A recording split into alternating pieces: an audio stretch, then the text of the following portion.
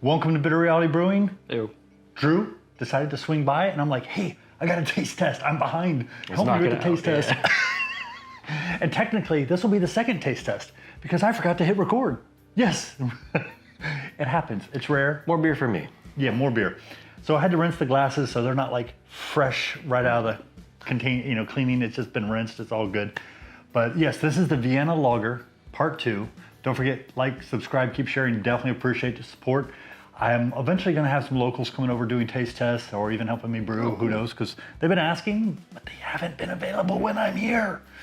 Well, I guess everybody's busy right now. It'll get better during the summer. Yeah, for sure.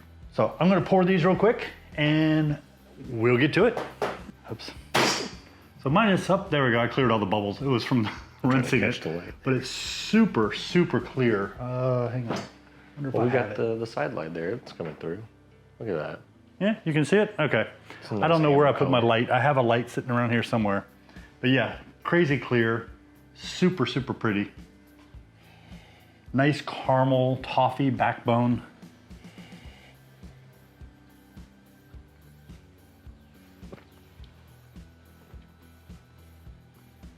Yeah, it's good. It's got a strong caramel flavor. I gave him a pre-sample earlier and it had a hint of what he thought. Well, it didn't have a hint. It had like actual like smoke to it, like smokiness from a Rock beer. And it was really nice. It's not here anymore. I don't know what happened to it, but that first pull was smoky. I have 2 kegs that have beers in them and that was one of them, and I cleaned it multiple times. Thought I didn't smell it, let it air out for 2 weeks, cleaned it again, rinsed it, poured this beer in it, and I guess that first pull, you get a little hint of the smoke. Yeah. I thought it was cool. I was like, oh, this is different. But so yeah, I might have to do this beer again and just put like a little bit of smoked malt, just enough to kind of give it a little on the nose, you know what I'm saying?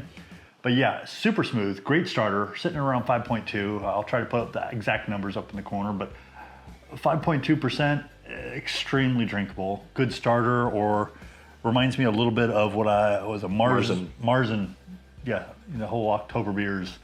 So, but could use a little more carbonation, of course, but flavor-wise, it's good. Yeah, the carbonation, I lost most of it. I had to get it carbonated. I had a problem with the kegerator or keezer. Got it fixed. It's been rocking and rolling. The problem is we had a delay because it was trying to get carbonated naturally through the well, I say naturally, through the regular CO2 compression, no 30 PSI or anything. So yeah, it took a little while.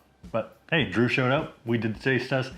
Great beer. Definitely would do it again. Might have to put a little, about like 4, maybe 8 ounces smoked malt in there. That'd be good. That'd be really nice, like a cherry smoked malt. I have some over there too.